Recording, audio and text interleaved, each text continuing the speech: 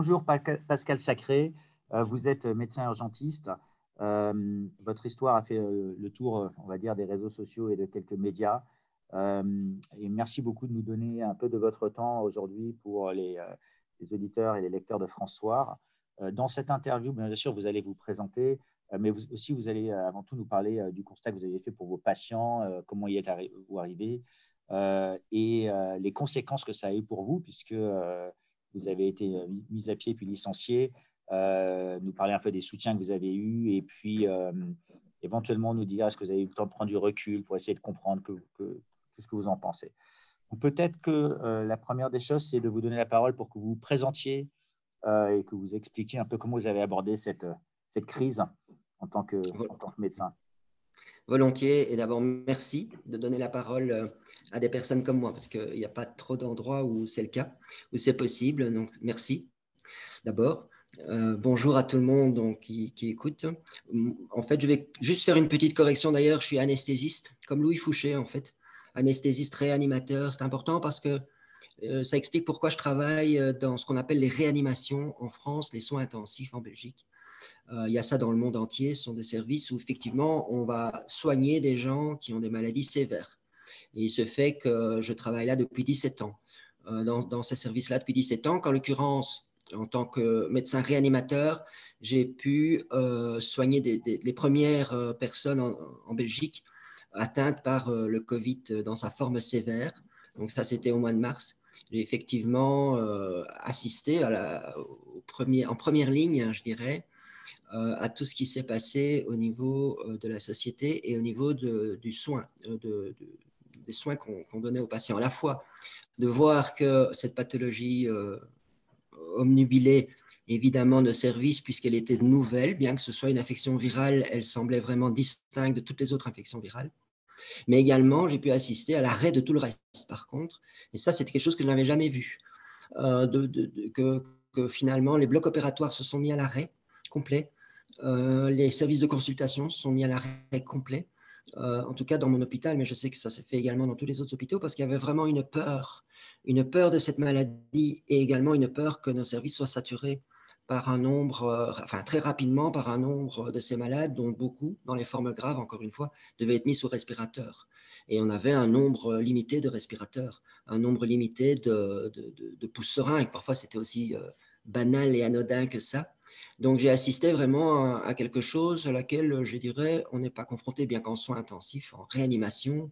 On a quand même, dans cet endroit de l'hôpital, cette notion du plan catastrophe, par exemple, qu'on a également aux urgences, et cette notion de tri de malades, qui a beaucoup choqué peut-être pas mal de gens. Il faut savoir qu'en réanimation, c'est du quotidien de devoir dire, cette personne-là, on va lancer tout ce qu'on peut lancer au niveau des machines, parce que ça vaut la peine, et ça c'est notre ressenti, notre expérience de médecin réanimateur, et on est une équipe, on fait vraiment quelque chose ensemble, parce que prendre des décisions pareilles, on ne doit pas faire ça tout seul dans son coin, et avec la crise Covid, ça a été encore plus flagrant, encore plus d'actualité, puisque c'est vrai que par rapport à une grippe par exemple, on a vraiment quand même vu une atteinte d'un grand nombre de personnes, et en plus il se fait pour ma part, en tout cas essentiellement, j'ai vu, c'est vrai, dans les journaux, parfois mention de jeunes ou de personnes prétendues en bonne santé.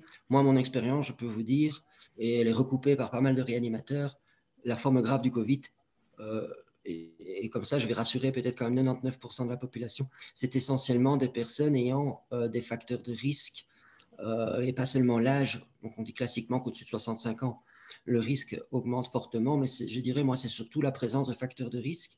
Et j'ai affronté la première vague en Belgique, je dirais, c'était mars-avril et le début du mois de mai.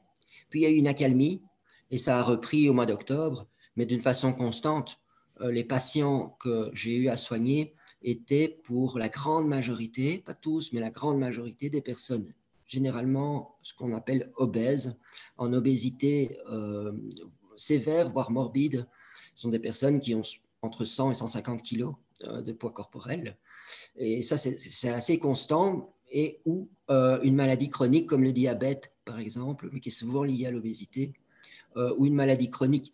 Donc ça, c'est quelque chose qui n'a pas été assez pour moi expliqué dans les médias et par les gouvernements de dire que même si c'était une nouvelle maladie qui a ses spécificités par rapport à la grippe, etc., néanmoins, dans sa forme grave en tout cas, qui mène aux soins intensifs, voire au décès, c'est une très petite frange de la population et il y a toujours une explication. S'il n'y en a pas, il faut la chercher.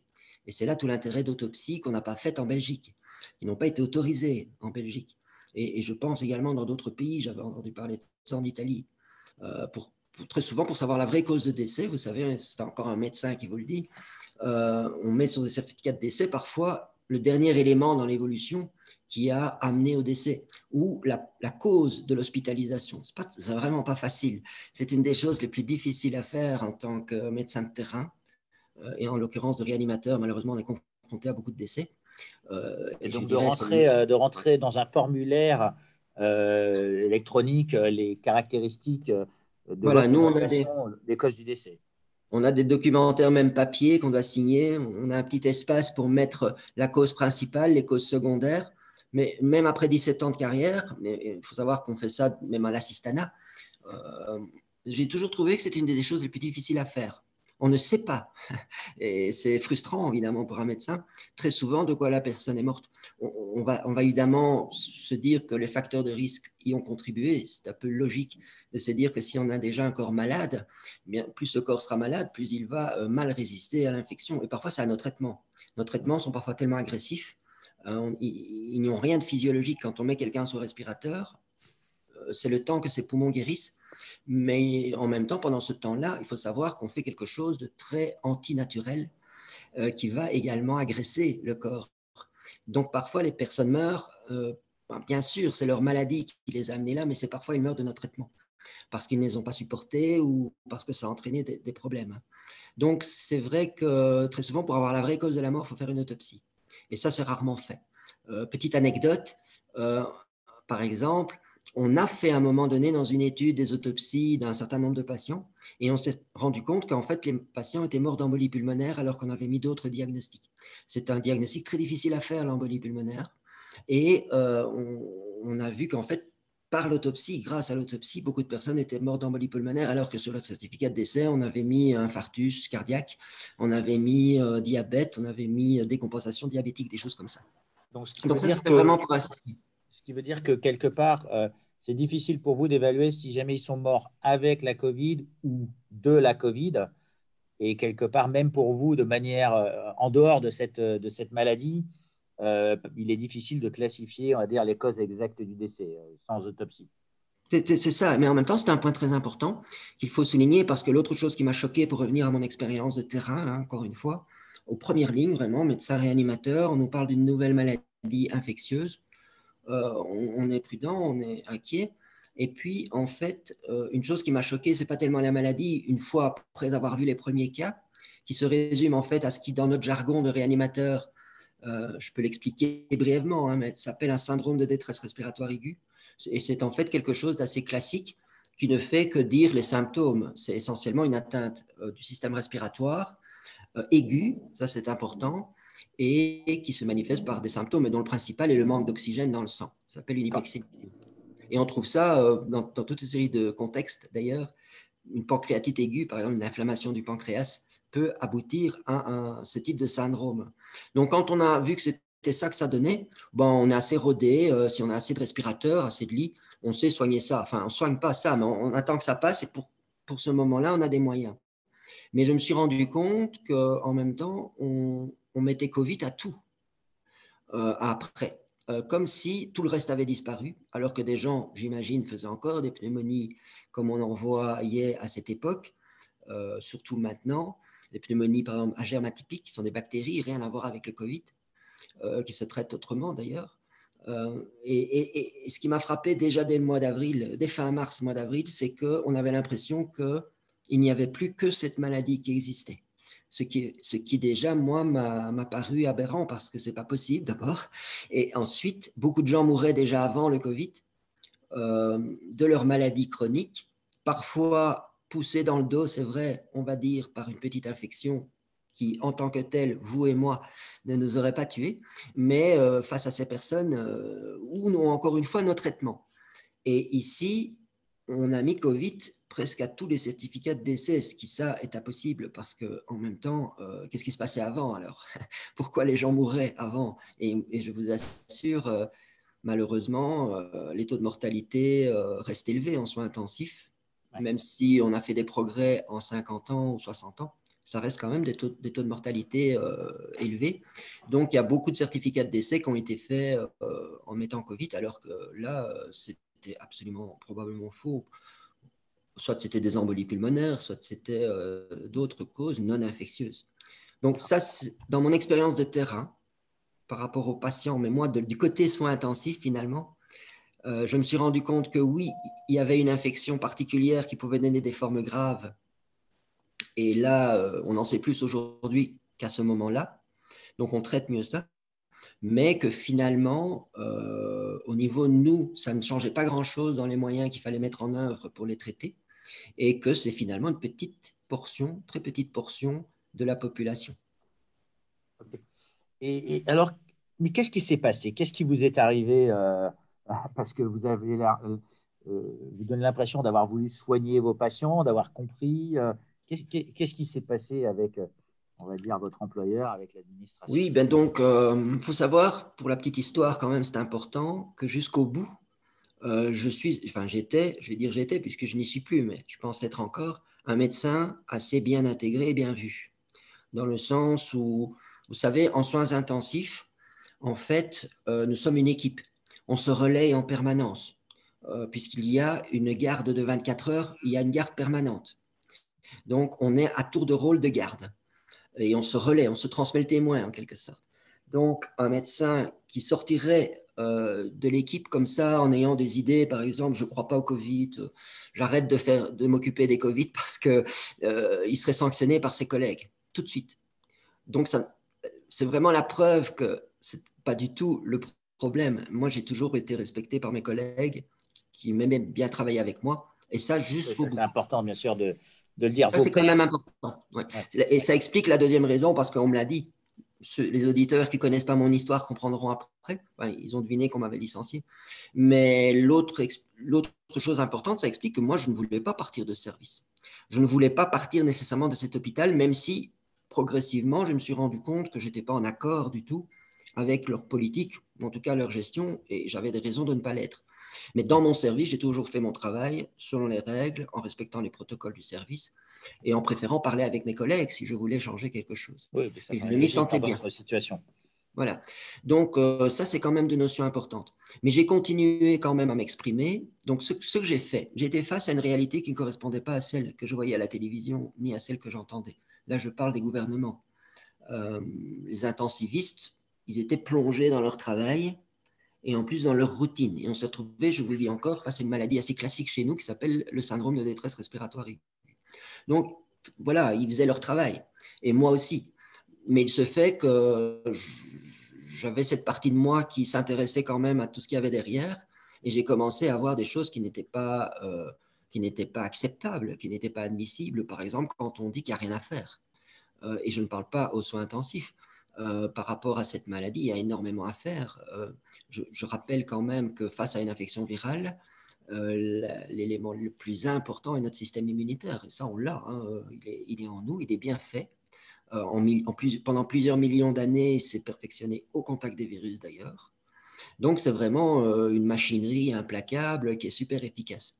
Par contre, il ne faut pas l'entraver. Or, on sait aujourd'hui scientifiquement, depuis des dizaines d'années, que la peur fait que ce système immunitaire va moins bien fonctionner. Donc, je voyais à la télévision des choses qui sont inadmissibles.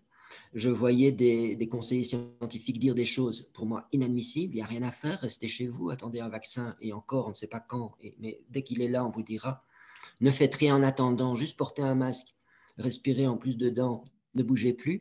C'est vraiment tout ce qu'il ne faut pas faire, en fait. Et là, la partie médicale, évidemment, médecin en moi, mais aussi citoyen, qui s'est beaucoup intéressé à ces sujets psychologiques, a commencé à se dire, mais qu'est-ce qu'ils font? De là, après, à y chercher une intention, puisqu'ils ont persévéré, évidemment. Je comprends les gens qui du coup, se disent, ils le font exprès. Donc, il y a vraiment beaucoup de choses qui m'ont choqué, de me dire, on parle de la saturation des hôpitaux et des soins intensifs, mais ils ne font rien pour la diminuer. Au contraire, ils l'ont aggravé en faisant peur aux gens, en disant à plein de gens restez chez vous. Il y en a plein de gens qui sont tombés vraiment malades alors qu'ils ne seraient pas tombés malades, je pense, si on leur avait dit quoi faire. Prendre de la vitamine D, prendre du zinc, des choses assez simples, très médicales mais très basiques. Faites doser votre taux de vitamine chez votre généraliste et si vous avez trop peu de vitamine D, prenez-en, c'est facile, ça coûte pas cher et c'est pas dangereux. Et je dirais, il y a 20, 25 choses à faire pour ne pas tomber malade, ce qui aurait réduit l'afflux de malades à l'hôpital en plus. Donc, on nous disait qu'il faut rester chez soi parce que les soignants n'en peuvent plus. Moi, j'aurais dit, pour éviter que les soignants, que les soins intensifs voient arriver trop de gens, conseillez-leur de faire ça. Conseillez-leur de faire un peu d'activité physique tous les jours. Il y a des études cliniques qui montrent bien que quand on fait un peu de sport, et ce n'est pas du sport de haut vol, hein, c'est vraiment marcher 20 minutes par jour, ça améliore l'efficacité du système immunitaire. Donc voilà, bref, tout ça c'est pour dire qu'il y a aussi tout ce qui s'est passé en France avec Didier Raoult, qui m'a énormément choqué dans la mesure où comment est-ce qu'on peut dire dans une situation aiguë pareille. Olivier Véran, chez vous, je pense, je ne sais pas, il est peut-être pneumologue, je ne sais pas, enfin de toute façon maintenant il est politicien, mais on a chez vous un des meilleurs experts au monde en pandémie, en virus, et en particulier en coronavirus, et en hydroxychloroquine. Et on ne l'écoute pas. Et non seulement on ne l'a pas écouté, mais on l'a diabolisé et on continue. Mais comment est-ce possible? Je me dis, on a le meilleur expert du monde qui nous dit qu'il a un traitement et on ne l'écoute pas. Il y a un problème là. Et en creusant et en se rendant compte que finalement, ce traitement, il ne coûte pas cher, il rapporte rien aux firmes pharmaceutiques et il solutionnerait une partie du problème, on peut comprendre alors pourquoi on l'a fait, mais c'est terrible alors après de réaliser ça. Et moi, j'ai écrit là-dessus. Et donc, j'ai écrit des articles sur un site internet, des articles que j'ai toujours fait en sorte de référencer, de sourcer. J'en ai écrit maintenant, j'ai commencé au mois d'avril, un tout premier article qui s'appelait « Vérifiez vos sources ». En guerre, votre président Emmanuel Macron a dit « On est en guerre contre un virus ». Voilà. Comme 20 ans après George Bush qui disait « On est en guerre contre le terrorisme ». On est en fait avec des gens qui n'ont rien compris parce que grâce au virus, on est en vie. Donc, on n'est sûrement pas en guerre contre un virus. Par contre, on est en guerre, oui, contre cette corruption qui gêne vraiment des personnes comme Raoult, mais également tous les médecins généralistes dans notre pays ont été empêchés de prescrire de l'hydroxychloroquine. C'est une première en médecine. J'ai jamais vu un médecin diplômé, pour autant qu'il soit diplômé, évidemment, qui se dit en âme et conscience, je vais prescrire un médicament. C'est son métier. Il est diplômé. À qui on l'interdit de le faire. Donc là aussi, tout ça s'est accumulé pour me dire il y a quelque chose et je me suis dit je ne peux pas rester silencieux et j'ai choisi l'écriture. J'ai écrit sous mon nom parce que ça a été un choix de vie, de principe, justement d'assumer ce que j'écrivais. Je l'ai fait, j'ai essayé en tout cas de le faire de façon factuelle avec des sources, en fournissant toutes mes sources et ça a dérangé ma direction d'hôpital quand elle l'a appris. Donc, j'ai commencé à écrire au mois d'avril. J'avais déjà écrit une vingtaine d'articles qui tournaient autour des vaccins, autour du confinement, autour de l'hydroxychloroquine, autour de tout ça. Et ma direction l'a appris par son service de communication. Voilà, le docteur Pascal Sacré écrit des articles, attention, et en plus critique. Donc, la direction m'a convoqué pour me dire d'arrêter, pour me dire que ce n'était pas bien, pour me dire que ma place était en jeu si je continuais. Le directeur médical a dit qu'il allait il a porté plainte à l'ordre des médecins, sans même m'en parler avant. Je travaille là depuis 9 ans, sans aucun souci, sans aucun problème. Je n'ai jamais eu aucun problème, que du contraire, sur un plan médical. Ce directeur m'a dit qu'il avait porté la plainte à l'ordre des médecins. C'est grave, ça chez nous, chez vous aussi, j'imagine. On fait pas ça à la légère quand même. Il avait porté plainte contre moi pour mes propos. Que je mettais en danger la société en remettant en question le port obligatoire du masque. Mais là encore, dans cet article, je ne dis pas bêtement ne portez pas de masque, j'explique pourquoi ça a du sens de le porter dans certaines conditions et pas dans d'autres, que ça peut faire pire que mieux. Et je me suis d'autant plus senti légitime que je suis anesthésiste, je le rappelle, et que c'est la spécialité dans les hôpitaux qui est la plus familière du port du masque. Donc, je sais très bien quand, pourquoi et comment porter un masque. Donc, je me suis exprimé là-dessus, je me sentais légitime et je l'ai fait de façon très argumentée. Eh bien, qu'est-ce qu'ils en ont retenu? Que j'étais anti-masque et que j'étais un danger pour la société si je disais aux gens de ne pas porter leur masque, ce que je ne disais pas du tout. Je le disais, si on traitait avant cette maladie, ben déjà, on n'en serait pas là. Et ensuite, attention, parce que obliger des millions de gens à porter un masque, ça va faire pire que mieux. Pourquoi? Parce que plein de gens vont toucher leur masque. Et la transmission des infections, c'est par quel moyen? C'est par les mains. Donc, et ça, c'est assez compréhensible quand vous êtes dans le métro. OK, vous avez un masque, mais il faut savoir que quand on a un masque, on retient toutes ces bactéries et tous ces virus dans le masque. Et c'est un réflexe inconscient. On va toucher ce masque tout le temps, le repositionner, le remonter, le redescendre. Et puis, qu'est-ce qu'on fait? On va toucher la rampe du métro, on va toucher les banquettes de métro. Et c'est comme ça qu'une infection virale part en flèche. Ah oui. Par contre, expliquer un soignant qui approche un patient Covid suspect ou confirmé, ça a du sens qu'il mette un masque. Et même là, un masque N95 ou N98, ça a du sens, évidemment. Mais ça, j'ai même pas besoin d'un gouvernement pour me le dire. Hein. Et dans mon métier, j'ai toujours approché un tuberculeux, un patient avec une maladie potentiellement dangereuse, avec un masque et avec tout ce qu'il faut pour m'en protéger. Ça a du sens. Mais dire qu'on va masquer des millions de gens qui n'ont jamais porté de masque de leur vie et leur faire croire que ça va les protéger, voire que ça va arrêter l'épidémie, ça c'est un mensonge. Donc, en essayant d'informer les gens à Oui, partir de votre approche scientifique, alors voilà. les publications que vous avez faites, elles ont pas été revues par les pairs, mais Non, elles ont été faites par vous-même. Donc, en fait, ce n'est pas des publications scientifiques, mais c'est des voilà. publications venant d'un médecin d'expérience. C'est Et ça. donc, on vous a reproché ces éléments, ce qui a mené à une action de licenciement, c'est ça? C'est ça. Donc, mais vous faites bien de préciser que ce n'était pas des publications scientifiques, si on n'en avait pas l'ambition, on n'en avait pas le but, et je précisais ça toujours, bien que c'était bien sourcé, référencé. Mais en même temps, on m'a dit pourquoi est-ce que tu as publié là? Parce qu'aucun autre journal mainstream ou normal n'aurait accepté mes articles. C'était rejeté de toute façon, rien que par le sujet que je traitais, et surtout de comment je le traitais. Mais sinon, voilà.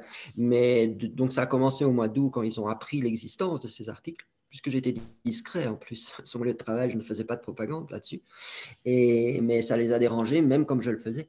Et comme j'ai continué, parce que de un, il ne faut pas me dire ça, il ne faut surtout pas, moi, me dire d'arrêter. Ce n'est pas comme ça qu'on me fait arrêter. Parce que je vais encore plus me dire, mais attendez, c'est quoi ça? Et deux, on est en démocratie ou pas?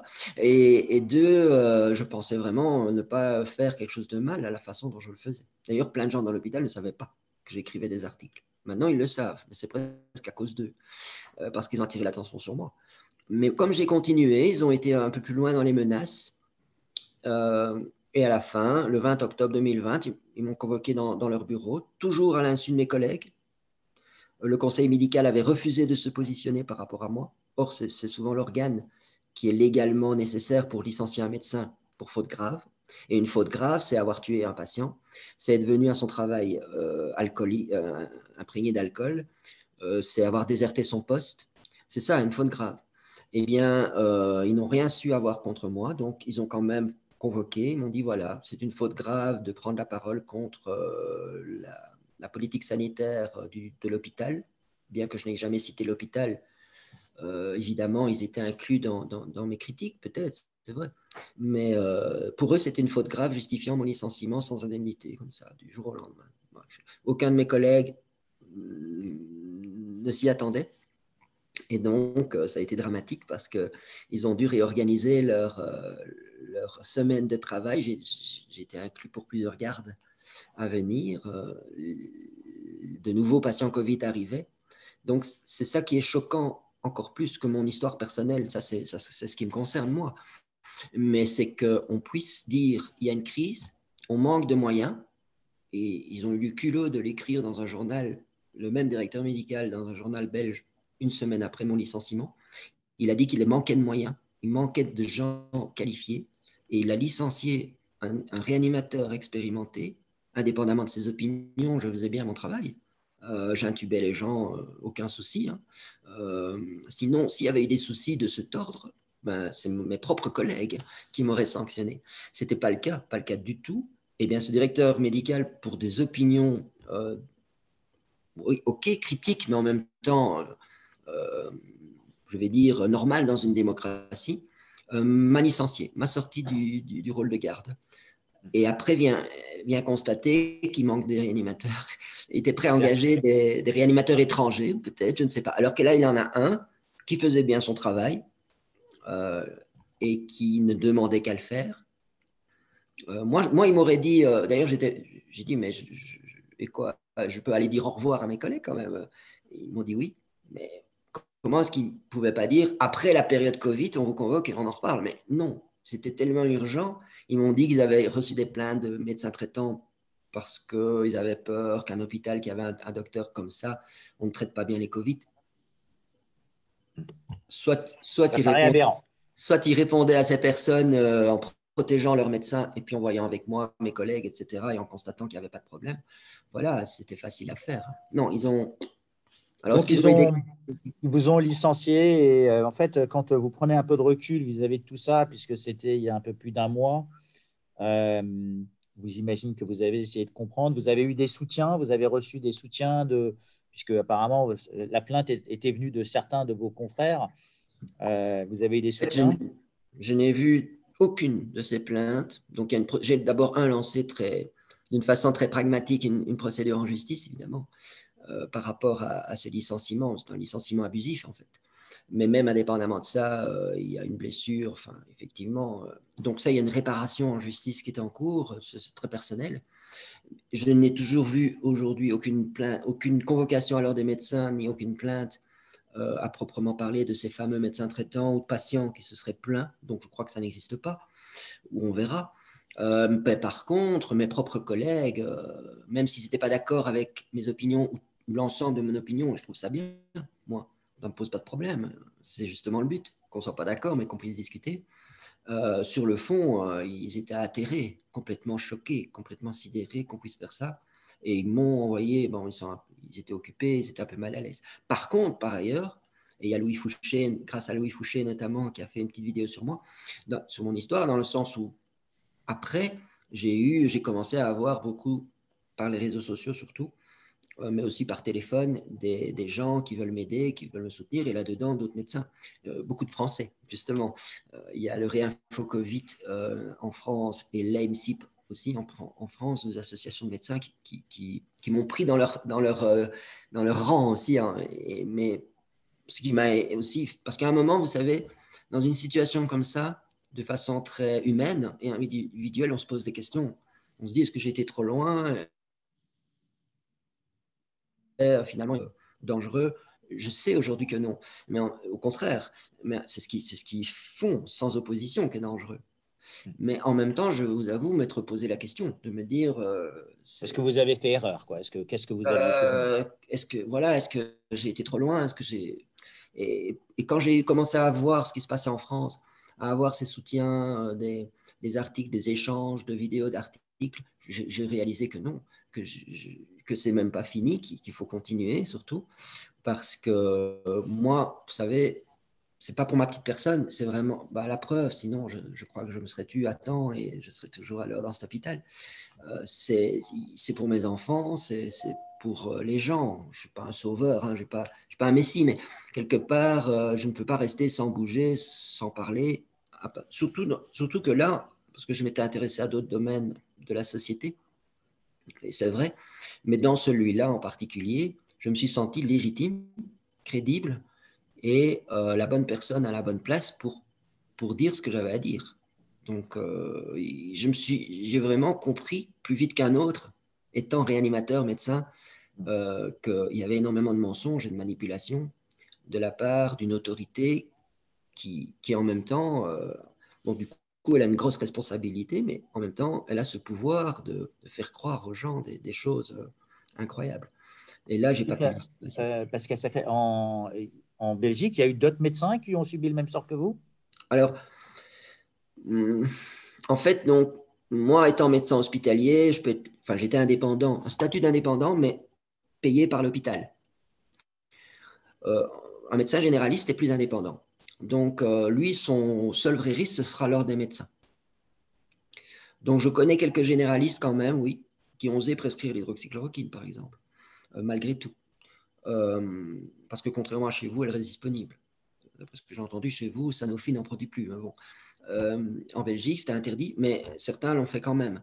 Donc, je crois qu'il y a eu plusieurs formes de résistance. Il y en a eu plus discrètes dans la clandestinité pour aider leurs patients. Donc oui, il y a des messages généralistes, mais ça ne va pas être le même risque que moi j'ai pris, qui était par rapport à une direction qui a eu le pouvoir de me licencier comme ça. Un généraliste, ce qui risque vraiment, c'est d'être convoqué à l'ordre des médecins.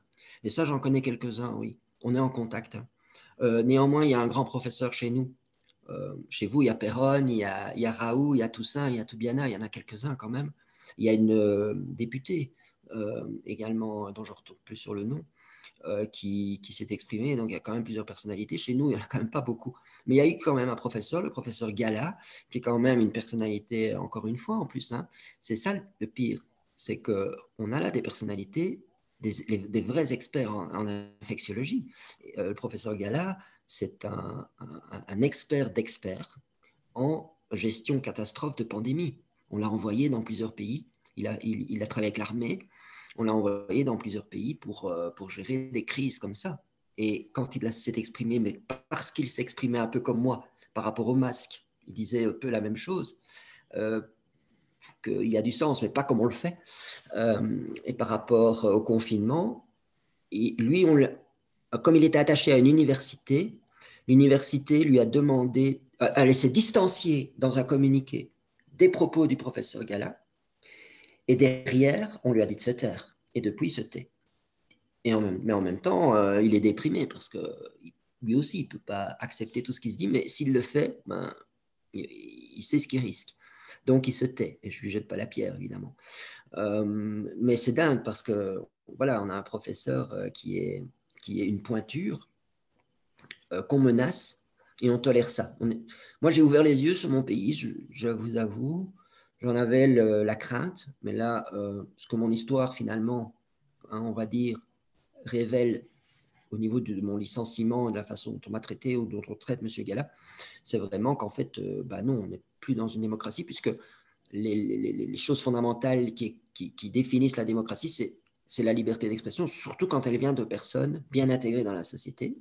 Moi, jusqu'à aujourd'hui, j'ai jamais eu aucun problème judiciaire, médical, voilà, jamais. D'ailleurs, j'avais jamais vraiment vu un avocat de ma vie. Des personnes bien intégrées dans leur métier, dans leur société, et qui savent de quoi elles parlent. C'est ça qui est grave en plus. C'est une liberté d'expression légitime qu'on attaque aujourd'hui. Et si les gens ne se rendent pas compte que, indépendamment des propos qu'on tient, moi je dirais que c'est ça d'abord, indépendamment des propos qu'on tient, laisser faire une censure, et au niveau des médias, on peut les compter sur les doigts d'une main, je pense, en Belgique et en France, les médias qui peuvent encore dire des choses qui ne vont pas dans le sens de la propagande du gouvernement. Si on en est là, c'est gravissime. C'est ça qui est gravissime, parce que derrière ça, qu'est-ce qu'il y a? Ben, on arrive à vraiment une dictature, même si elle ne porte pas ce nom, elle en a les réflexes, elle en a les comportements. Moi, c'est ça qui me terrifie beaucoup plus que le Covid, qui finalement est une maladie qu'on connaît mieux en plus maintenant, qu'on traite mieux, et pour laquelle on pourrait faire énormément de choses en amont, comme vous avez dit tantôt, en préhospitalier, en ambulatoire. Ça, c'est mon nom de combat aujourd'hui. Je travaille les médecins généralistes belges, en tout cas francophones, pour qu'ils se réinforment d'abord, parce qu'il y en a beaucoup qui croient que l'hydroxychloroquine, ça tue et c'est inefficace, mais ensuite pour s'allier et renverser la vapeur, parce qu'une fois qu'on fera ce qu'il faut, ben, les gens auront beaucoup moins peur. Vous avez parlé plusieurs fois de l'hydroxychloroquine du professeur Raoult. C'est quand vous utilisez le terme de ce médicament, c'est vous parlez de la bithérapie, de la trithérapie. En fait, c'est une composition, on va dire, de médicaments. Si jamais je peux me permettre, je ne suis pas médecin, donc…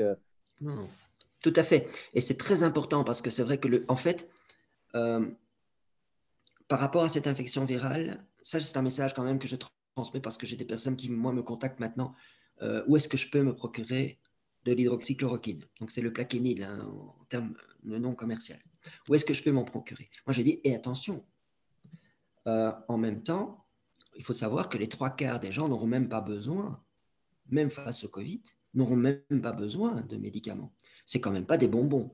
C'est certainement pas les choses dangereuses que le gouvernement a essayé de faire croire. Certainement pas, c'est vrai, mais ça reste quand même un médicament. Vous savez, on peut avoir un grave problème de santé en prenant du paracétamol.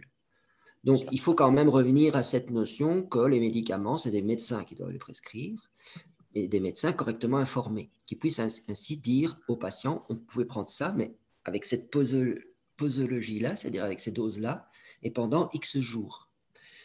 Ceci dit, vous avez raison, les vrais protocoles qui ont montré de l'efficacité en ambulatoire, Didier Raoult a toujours insisté sur le fait que son protocole, il est efficace à condition qu'il soit donné tôt. Donc ça, c'est tout le malheur des études qui ont été faites. Elles ne servaient à rien. Il ne fallait pas les faire, on a perdu de l'argent. Et on n'a rien démontré en disant que l'hydroxychloroquine aux soins intensifs ou à l'hôpital ne peut pas empêcher le Covid. Ben non, là, elle a pris des proportions tellement fortes, c'est devenu une forme grave. Et dans la forme grave, il n'y a plus que les corticoïdes à haute dose qui marchent, la vitamine C à haute dose, et puis des moyens de réanimation pour attendre que ça passe. Mais avant, quand on est en train... Le premier jour où on a les symptômes, c'est-à-dire perte d'odorat, perte de goût, tousser, myalgique comme une grippe, parce que l'infection Covid commence comme une grippe, avec 2 signes spécifiques des coronavirus, la perte de goût et la perte d'odorat. Dès qu'on ressent les premiers symptômes, si on est dans les facteurs de risque, donc pour ça il faut aller voir son médecin traitant, on peut envisager le protocole du professeur Raoult, qui est d'ailleurs un protocole repris par d'autres médecins aux États-Unis, dans d'autres pays européens. Et vous avez tout à fait raison de dire que ce n'est pas l'hydroxychloroquine seule. C'est le vrai protocole, c'est hydroxychloroquine associée à un antibiotique. Et ça, je pense que c'est très important dans le succès de cette formule, c'est de prendre un antibiotique. L'azithromycine est un bon choix parce que c'est un antibiotique assez léger de ville qui ne va donc pas lui aussi à son tour entraîner trop de problèmes. Et enfin, le professeur Raoult ne l'ajoute pas, mais moi je l'ajoute parce que c'est très important, c'est le zinc. Il faut savoir qu'un signe clinique, c'est dingue, parce qu'un des signes cliniques d'une carence en zinc, déficit en zinc, et ça on le savait déjà avant le Covid, c'est perte de goût et d'odorat. Donc il se peut que ce symptôme qu'on dit spécifique du Covid soit en fait lié à une carence en zinc, parce qu'au moment où on commence l'infection en Covid, le système immunitaire réagit et il a besoin d'énergie, de munitions, et c'est le zinc. Donc, les réserves de zinc sont épuisées et on peut alors avoir cette perte de goût et d'odorat, mais qui est peut-être liée à la carence en zinc, pas tellement au Covid. Donc, la trithérapie, et on va même un peu plus loin, même dans la recherche, mais c'est certain que ça a du sens d'associer hydroxychloroquine, un antibiotique, mais c'est l'azithromycine, mais ça peut être un autre, parce que l'antibiotique, il va pas traiter le virus, mais il va protéger d'une surinfection bactérienne. Et très souvent, certaines personnes qui font une infection virale, elles ne vont pas mourir du virus. Elles vont, affaiblies par le virus, faire une infection bactérienne et elles vont mourir de l'infection bactérienne. Et en soins intensifs, on a vu énormément de Covid qui en fait sont morts de surinfection bactérienne, pas du Covid. Et juste pour revenir un peu au traitement, oui. Parce que pour qu'on essaye de ne pas parler que de celui-là, il y a eu une audition au Sénat américain du professeur Dr Pierre Corey, qui a beaucoup parlé de l'ivermectine. J'aimerais aussi avoir votre point de vue sur le vaccin dont on parle énormément en ce moment avec les premières vaccinations en Grande-Bretagne, mais peut-être un mot d'abord sur l'ivermectine.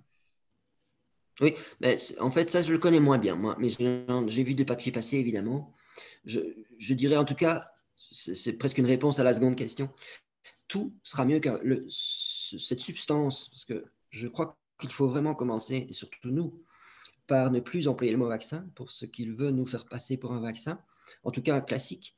Donc tout sera mieux. Mais encore une fois, mon message, moi, c'est de dire que c'est important parce que pour la plupart des gens, il y a des choses à éviter, il faut renforcer son système immunitaire, ça va suffire. Ça va suffire. Ils vont traverser ce Covid sans même s'en rendre compte ou en ayant une mauvaise grippe, et c'est tout. Il n'y a pas de médicaments à prendre. Les médicaments à prendre, et là on peut aller vers la trithérapie dont on vient de parler, l'ivermectine ou encore d'autres, on parle d'autres molécules, je dirais ça va être pour une catégorie finalement mineure des gens qui vont ainsi éviter d'aller à l'hôpital. Donc c'est quand même important, mais là le rôle d'un médecin est important, il ne faut pas s'automédiquer. Sur l'ivermectine, j'ai envie de dire, c'est que ça, il faut s'y intéresser et ce sera toujours mieux que de devoir aller à l'hôpital et ou prendre un vaccin. Néanmoins, je crois que je me demande même si ce n'est pas un faux débat de vraiment multiplier les informations sur les traitements parallèles. Je crois que ça, c'est encore une fois le rôle du médecin généraliste, et c'est lui, il doit se renseigner évidemment sur un maximum de choses, parce que j'ai envie de vous dire, il y a une molécule dont on ne peut pas parler sous risque de censure. Si moi je cite son nom sur mon site Facebook, j'aurai mon site Facebook fermé. Ben, c'est l'Artemisia annua, qui est en fait une plante. Donc là, on est vraiment dans le naturel. Là, on ne risque même pas les effets secondaires qu'on pourrait risquer avec l'hydroxychloroquine. On est dans une super efficacité potentielle aussi. C'est une plante, elle est interdite en France. Comment est-ce qu'on peut, sous quel prétexte est-ce qu'on peut interdire une plante alors qu'il y a des milliers de médicaments qui tuent tous les ans? Je crois que la réponse, on peut facilement la trouver. Ça rapporte à personne et ce n'est pas brevetable par une firme pharmaceutique. Donc, l'Artemisia annua. Alors, si on veut vraiment parler de tous les traitements possibles du Covid, l'ivermectine a sa place, mais encore plus pour moi, alors, des solutions naturelles comme l'Artemisia annua. Mais je ne sais pas si c'est vraiment le débat. Ça, c'est plutôt les médecins qu'il faut réinformer et après qu'il faut laisser prescrire, qu'il faut laisser faire et conseiller. Au niveau des gens, c'est d'abord réduire la peur et se rendre compte qu'ils ont énormément de choses à faire, individuellement et puis collectivement, et qui vont les protéger de la maladie, ou en tout cas de la forme grave. Moi, mon message, j'insiste là-dessus. Non pas que je ne m'intéresse pas à l'ivermectine ou à tout ce qu'on pourra me dire d'autre qui sera toujours mieux qu'un vaccin, enfin de cette chose qu'ils appellent vaccin, mais je reviens toujours sur mon premier message, moi, qui est de dire soyez rassurés, les gens qui nous écoutent, hommes, femmes, alors les enfants et les ados encore plus, eux c'est 100%, sauf l'enfant qui a une maladie. Là, il est à risque parce qu'il affaiblit. Mais pour autant que vous êtes en bonne santé générale, vous ferez même une forme asymptomatique, même si vous avez une PCR positive. Vous ferez une forme légèrement symptomatique ou peut-être, oui, une grippe de 10 jours qui va vous clouer au lit, mais après, c'est fini. Il y a énormément de choses à faire. Maintenant, les gens à risque, les obèses, les diabétiques, etc., mais ça, le médecin généraliste le sait, il y a du sens à discuter d'un traitement. Et là, ça peut être l'ivermectine, si on connaît bien. Ça va être l'hydroxychloroquine, azithromycine, zinc, avec les quelques précautions à donner aux patients. Il y a un électrocardiogramme à faire, par exemple. Voilà. Mais alors, la deuxième partie, j'y ai répondu. La première chose qu'il faudrait faire, c'est pas appeler ce qu'ils appellent un vaccin, c'est faux. C'est faux. Et d'ailleurs, c'est la première façon qu'ils ont d'endormir la méfiance des gens, c'est de faire croire que c'est un vaccin. On peut critiquer les vaccins, mais néanmoins, bon, dans la pensée encore de beaucoup de gens et de médecins, ça reste quelque chose de valable. Et donc, ils utilisent le mot et ils le mettent sur quelque chose. Donc, du coup, plein de gens vont l'accepter. Non, ce que les gens doivent savoir, et ça a déjà beaucoup moins d'attrait, hein, c'est une substance expérimentale avec de l'ARN messager. Donc, c'est du génétique, ça. Hein. Et il faut savoir qu'on va tester ça sur la population humaine. Donc, alors que toute mise en place d'un médicament jusqu'ici doit faire l'objet d'études de différentes phases, hein, phase 1, phase 2, phase 3, etc., dans lesquelles on inclut les animaux. Bon, je ne suis pas tellement pour les expériences sur les animaux, mais enfin, voilà, en même temps, on va dire qu'on va préférer voir ce qui se passe chez un animal avant de le donner à des êtres humains. Eh bien, tout ça est bypassé. Et donc, on va utiliser une substance qu'on n'a jamais, de toute l'histoire de l'humanité, de la médecine, injectée à un être humain, même s'ils font des tests ici, et d'ailleurs, ils ne sont pas très concluants, ils sont même dangereux, ça ne donne pas envie. Il y a déjà des réactions graves chez les cobayes, pauvres cobayes qui ont besoin d'argent et à qui on dit il y a un truc sans danger qu'on va vous injecter moyennant une certaine somme. C'est déjà honteux, mais bon. Mais en même temps, ce n'est que le court terme, ça. Un vaccin, il faut savoir ce qui se passe une semaine après, ce qui se passe un mois après, etc. Donc là, on est en train de faire de l'expérience humaine à échelle mondiale, dans lequel les firmes pharmaceutiques, évidemment, ont tout intérêt à ce qu'on croit, et dans lequel des médecins sont complices. Alors je pense parce qu'ils ne sont pas informés assez, ou parce que ils sont dans leur routine, eux-mêmes ont eu peur, et c'est tellement plus rassurant de penser qu'il y a une solution aussi simple que de se faire injecter une fois un produit, et c'est fini, on peut enlever son masque, on peut revenir comme avant. C'est faux. C'est faux parce que, on ne reviendra pas comme avant faut pas croire l'illusion qui nous disent que parce qu'on sera injecté ça, c'est fini, il ne faudra plus porter de masque. C'est faux. 2, il est fort probable que le vaccin entraîne des symptômes très similaires au Covid, de sorte qu'ils ont facile de dire s'il y a une reflambée de cas que c'est le Covid, et donc il faut se revacciner alors qu'en fait c'est le vaccin. Et enfin, ce n'est pas un vaccin, c'est vraiment, il faut appeler un chat, et j'ai vu le professeur Combe. Professeur Combe, interviewé par David Pujadas chez vous à l'ECI, c'est le chef de service de maladies infectieuses à la Pitié-Salpêtrière à Paris. Voilà, c'est pas n'importe qui, encore une fois. Et c'est pas un gars, il est là sur le plateau. Moi, en l'écoutant, j'avais l'impression qu'il se demandait où se trouvait. Parce que Pujadas veut vraiment lui faire dire il faut rendre la vaccination obligatoire. Et comme il regarde les autres dans le plateau parce qu'il est emmerdé, mais il ne sait pas s'empêcher de dire la vérité, il dit non, surtout pas. Texto, surtout pas. Ça va faire, il va y avoir peut-être plein de problèmes avec ce vaccin. Et donc, ça va mettre en danger tous les autres vaccins. Il dit très, très bien, il ne faut pas rendre ça obligatoire. Et enfin, il termine. Et là, il est mal à l'aise. On sent qu'il est mal à l'aise. Mais il dit la vérité. Il dit, ce n'est pas un vaccin. C'est une substance qu'on n'a jamais, jamais, jamais injectée à un être humain. Donc, vous imaginez prendre ce risque parce qu'il n'y a pas de point de retour. Ce n'est pas l'enlever. Une fois que c'est injecté, que ça s'est recombiné à votre ADN, et c'est ça qui risque de se passer avec un ARN messager, c'est fini, on ne peut plus revenir en arrière, on ne peut pas aller le rechercher. Donc, et quand on regarde pourquoi on fait ça, pour une maladie, même en ayant fait ce qu'on a fait, qui n'a moins d'1% de mortalité à l'échelle du monde en tout cas, et sur laquelle on aurait pu faire énormément d'autres choses, et on n'aurait pas cette mortalité. Et là, il y a plein de médecins qui le disent. Donc, il faut un peu, on ne va pas prendre un risque pareil pour un problème qui est vraiment, il y a une disproportion énorme entre le problème qu'on veut traiter. Et là, je vais terminer là-dessus pour moi, mais en médecine, il y a un adage qui dit avant tout ne pas nuire. C'est très frustrant pour un médecin de rester sans rien faire. C'est vrai. Et encore aujourd'hui, on est limité. Les gens croient que la médecine est toute puissante. C'est vrai qu'on a fait des progrès. On sait faire des choses qu'on ne savait pas faire il y a 20 ans ou 50 ans, je ne dis pas. Mais on reste limité. Et parfois, nos traitements sont pires que la mort parce qu'on prolonge des gens grâce à des machines pour se rendre compte qu'à la fin, en même temps, ce n'est pas une vie, ça. Et on doit convaincre les familles qu'il faut débrancher les machines. On les a mis, à mon avis, parfois c'était trop… Voilà, parce qu'on n'aime pas en tant que médecin de ne pas pouvoir traiter quelque chose. Or, c'est toujours d'actualité et c'était déjà avant le Covid. Donc, il faut accepter que parfois, ce qu'on veut faire va être pire que le problème. Mais dans cette situation du Covid, commençons par faire tout ce qu'on n'a pas fait sur ce Covid.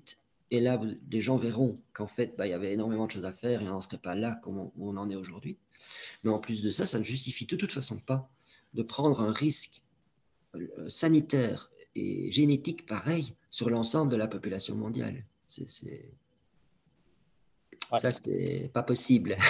Écoutez, C'est impossible. Pascal Sacré, en tout cas, merci beaucoup de nous avoir fait un tour assez complet de ce qui se passe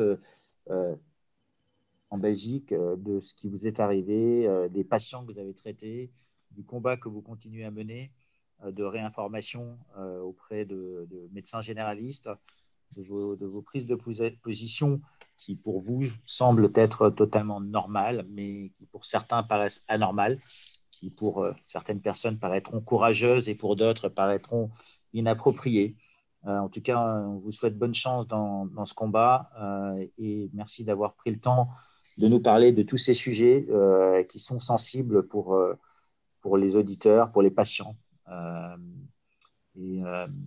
Écoutez, tenez-nous au courant de la suite de la procédure. C'est, on va dire, grave que dans une période où on manque de ressources, qu'on se passe d'une ressource qui était bien notée, on va dire. Tout à fait. C'est ça. Et je vous souhaite donc une bonne après-midi. Merci, merci. Et moi, merci à vous de m'avoir permis de parler. Bonne journée. À vous aussi. Au revoir.